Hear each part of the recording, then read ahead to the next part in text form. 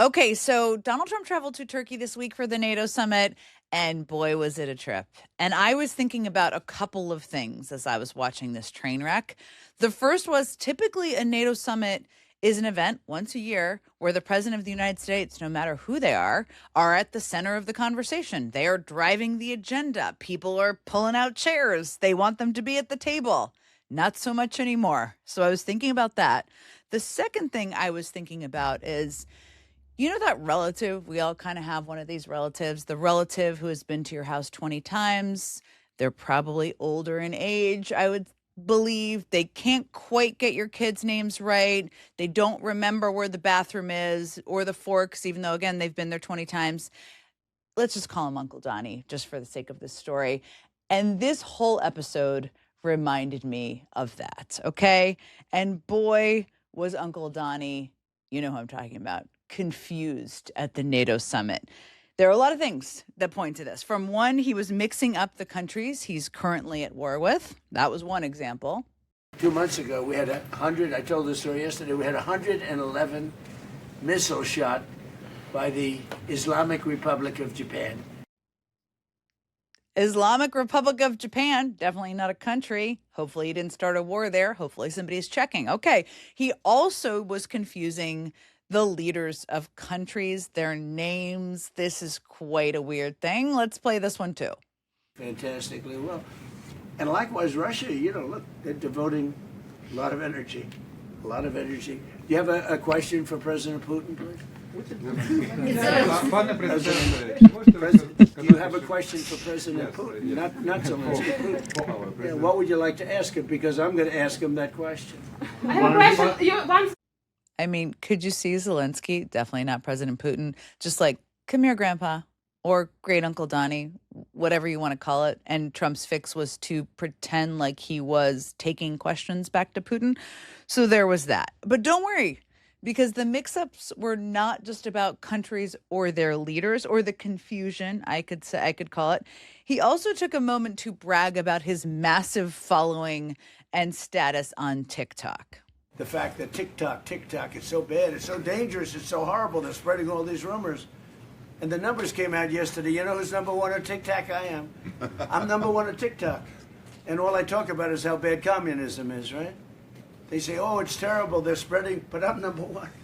I listen to Gordon Chang. I like Gordon Chang, but he's always like negative. Oh, China's so terrible, they're so terrible. And TikTok is so terrible. But I'm number one on TikTok. I have like 4 billion views or something like that. First of all, at least a couple of times he called it Tic Tac, as in Tic Tac, like the mints you eat, not TikTok, which is definitely what it's called. So there is that. He's kind of showcasing he's maybe not quite hip to it per se, or among many things. But I think he was talking about this screen grab he posted himself on Truth Social. Okay, you can see there this screen grab. And basically, this graphic, I would take note of this. This graphic does not rank Trump's TikTok account overall, and those stats are largely based on hashtags and topic views. And I should note that these numbers include content that's neutral and positive and also negative. Okay, so let's just dig into that particular piece as you just heard Trump's long ranty brag about his TikTok, whatever he's calling it, status. Because according to the graphic Trump posted, there are 4 billion views across all Trump-related DC beautification TikToks, okay? So does that mean, I think it does, that this TikTok I'm about to show you with 4.2 million views is a part of the numbers Trump has been boasting about? I think it does. Look at this post. Okay.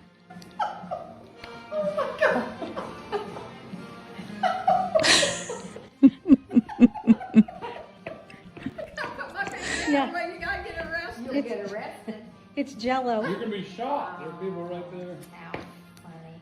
Oh. First of all, love those two ladies. Who are you? Can we be friends? Also, that is a Jello mold of the green reflecting pool, green with algae reflecting pool. That and many, many, many other posts like that is counted in the numbers that Trump is boasting about.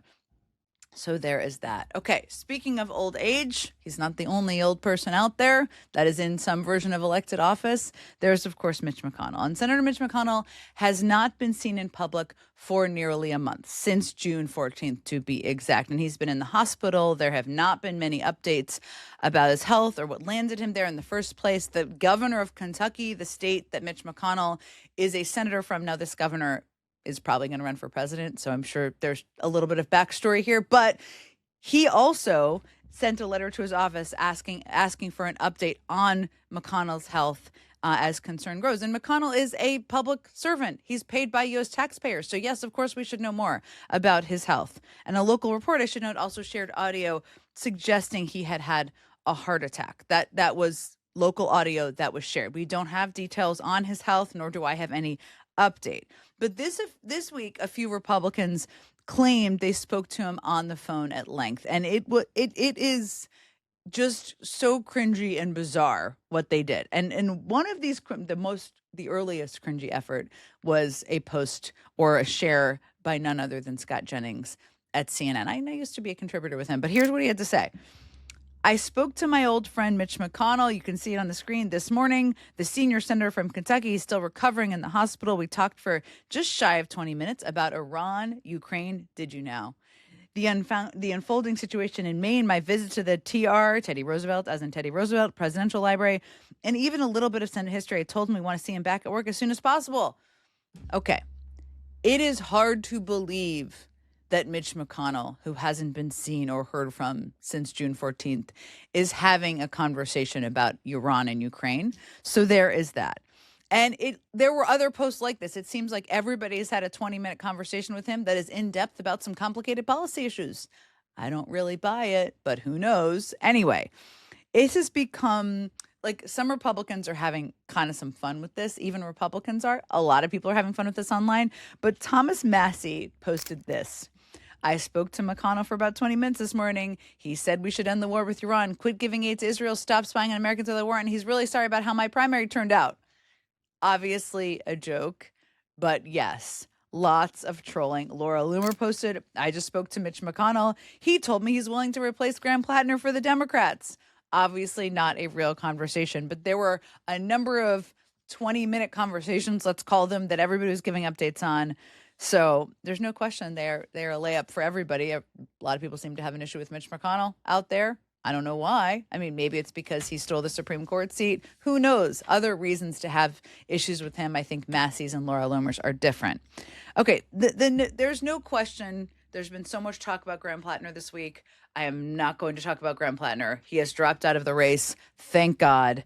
And there's a whole road ahead that's going to be super fascinating in Maine. Lots of pressure on the Maine Democratic Party. We'll hear more from them soon. But what I do want to talk about that really was highlighted this week is the absolute hypocrisy on the other side. And there was a lot of hypocrisy, but there was this political strategist, Mike Nellis, who was booked on Fox News to discuss reporting about Graham Plattner's alleged assault allegations. And this was before he dropped out of the race, so I should note, but still, he completely flipped the script on air, pointing the finger right back at Republicans, calling out their hypocrisy. I thought this was very well done, so I wanted to play it. But the fact that you just sit here and said that nobody cares that Max Miller beat his wife is highly alarming. We're not here to talk about Max Miller. We're here to talk about Graham Plattner. I think we got to be talking about all of it. Because if we're not policing this conduct from people, whether they're Democrats or Republicans, it's not right. Nobody has the moral high ground. The topic today is Graham Plattner. That's why we're here. We're talking about Graham Plattner. If we want to do another segment on the congressman you're bringing up or the candidate, you let me know when we're going to book a segment on Max Miller, because I haven't heard a lot about it from Republicans. Fox. And what Mike Nellis is referring to there are just allegations. But yikes. First of all, there are no laws about what you cover or don't cover in a segment. That was so uncomfortable to watch. Why were they so uncomfortable? Well, my bet is because there was literally a movie made detailing the accounts of female hosts who accused their CEO, Roger Ailes, of sexual harassment. Maybe that has something to do with how uncomfortable they are talking about this. And plenty of examples, by the way, within the Republican Party that were pushed under the rug when it has come to inappropriate behavior. I mean, there was, of course, Matt Gaetz, who spent years in Congress under a cloud of allegations brought up by the House Ethics Committee about paying a minor for sex, allegations I should note he denies. In 2017, there was, of course, Roy Moore. Remember that guy? accused of inappropriate behavior with minors. Also, he denies.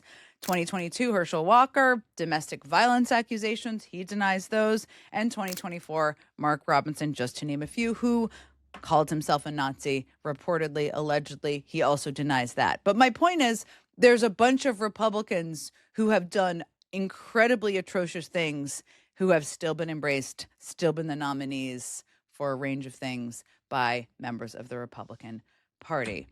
Okay, the World Cup obviously is going on right now. I know we've all been watching it. It has been on nonstop in my house. My husband and my son are both in a pool. I don't know who is ahead. But if you're like my household, you've been kind of watching it very closely. And you don't even have to be a soccer fanatic in order to think that the red card call for Balogun was a bad call. Okay? You don't have to be an expert. But what I do know is it is not normal for a sitting president of a country participating in the tournament to have a personal phone call with the president of FIFA about reviewing the said red card. That is not the role any president should play, okay? And here's the thing. It looks like Trump kind of he's like the opposite of a good luck charm for sports teams. I mean, he is the person basically you don't want rooting for your sports teams, it turns out. And it's not just this. I mean, look, he also predicted the Kansas City Chiefs would win the Super Bowl and even attended in 2025. And guess what? They were crushed by the Philadelphia Eagles. And of course, recently we saw this with the New York Knicks, where the one game Trump attended at Madison Square Garden, where he was booed, by the way, the Knicks lost, ending their 13-game winning streak at the time. And there are actually many more examples of this, which I'm not sure if it's more hilarious or concerning, or if sports teams should ban his attendance. I don't even really know. But here's a post from Midas Touch where they outlined a lot of them. Just to give you a little listicle here, I gave some of he watched from his suite as Miami fell in the college football national championship. He attended the Ryder Cup where Europe topped the U.S. team. I mean, it could go on. This guy is not a good luck charm. And then this is true, just to go back to soccer, which is where I started talking. I mean, after he made the call to the head of FIFA and after Balogun was let back into the game, the U.S. lost to Belgium.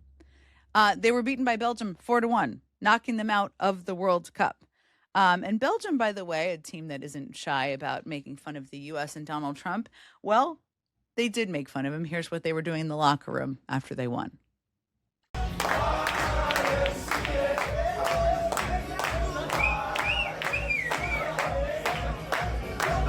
I mean, I wish the U.S. team had won. I think we all do.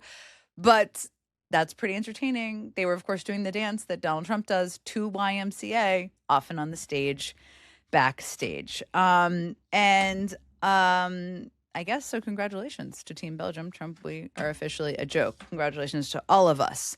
Okay, this was another fun thing I noticed this week. We have new content around Donald Trump's awkwardness with children. And boy, are we developing a library on this? I really think we are. This week, he participated in the launch of Trump accounts in the Oval Office. Trump accounts, I will say, not necessarily a bad thing. And not sure whose idea it was to invite actual children to this launch. But just take a look at how this went. And what? It seems almost like it's AI. Look at the poor kid with the pacifier. My kids were pacifier addicts till they were like 5. So I feel you and I see you here, the parents of this kid. They're like, what in the hell is happening? I mean, can you blame them? President's going on and on about investment accounts that they're not going to be able to withdraw until they're 18. I'm sure they don't even really know what it is. This girl is all of us, often when Trump is speaking. So there we go. More content for a library of awkward moments with Trump and children.